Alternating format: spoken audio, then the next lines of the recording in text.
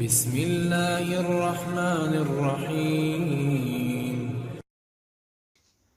ماں باپ کی خدمت سے انسان کو وہ مقام، وہ مرتبہ حاصل ہوتا ہے کہ جو عبادت کی وجہ سے انسان اس مقام تک، اس مرتبے تک نہیں پہنچ سکتا۔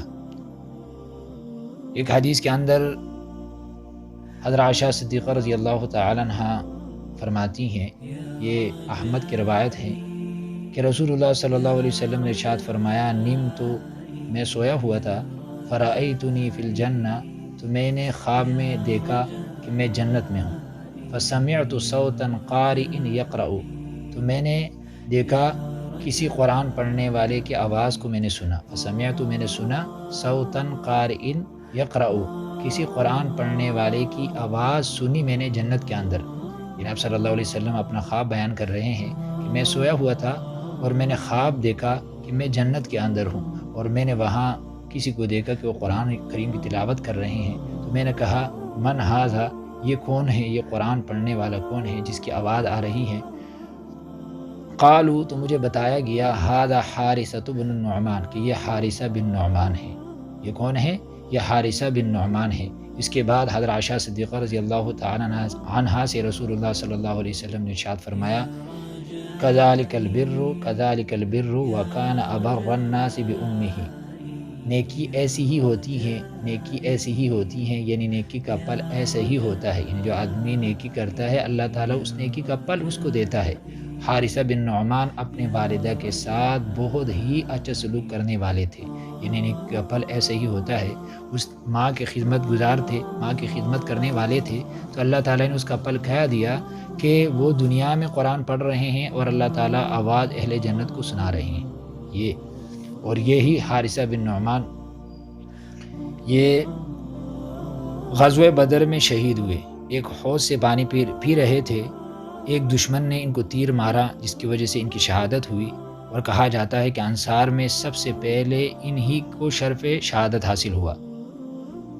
حضور اکرم صلی اللہ علیہ وسلم جب غزوہ بدر سے واپس تشریف لائے تو حارثہ بن نعمان کی والدہ آپ صلی اللہ علیہ وسلم کی خدمت میں حاضر ہوئی اور عرض کیا، رسول اللہ، حارثہ سے مجھے جس قدر محبت تھی آپ کو معلوم ہے، اگر وہ جنت گئے ہو تو خیر صبر سے کام لوں گی، یعنی صبر کروں گی، ورنہ اب دیکھیں گے کہ میں کیا کرتی ہوں۔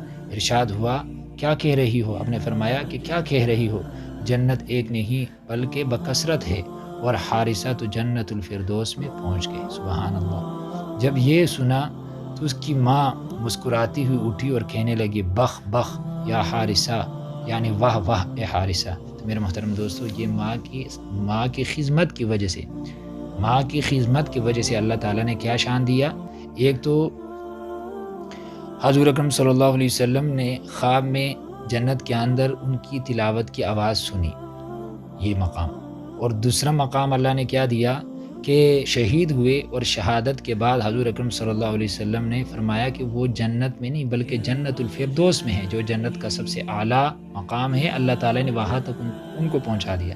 میرے محترم دوستو، ایسے قرنی رحمۃ اللہ علیہ، یہ بھی ماں کی خدمت کی وجہ سے حضور اکرم صلی اللہ علیہ وسلم کے پاس نہ آ سکے، آپ کی زیارت نہ ہو سکی، تابعی ہیں، اگر آتے نبی علیہ السلام کو دیکھتے تو صحابی بن جاتے، لیکن ماں کی خدمت آپ صلی اللہ علیہ وسلم نے لمبا واقعہ ہے، لیکن پھر اللہ تعالیٰ نے کیا مقام دیا کہ اللہ تعالیٰ نے ان کو مستجاب الدعوات بنا دیا تھا۔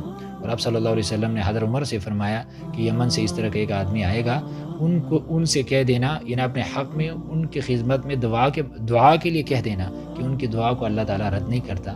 تو ماں کی خدمت کی وجہ سے اللہ تعالیٰ نے ان کو مستجاب الدعوات بنا دیا، اور حارثہ بن نعمان کو ماں کی خدمت کی وجہ سے اللہ تعالیٰ نے یہ مقام دیا۔ تو ماں باپ کی خدمت یہ اللہ کو بہت محبوب عمل ہے، لہٰذا جن کے والدین ہیں ان کی قدر کرے، اور جن کے نہیں ہیں ان کے لیے مغفرت کی دعا کرتے رہیں جو فوت ہو چکے ہیں۔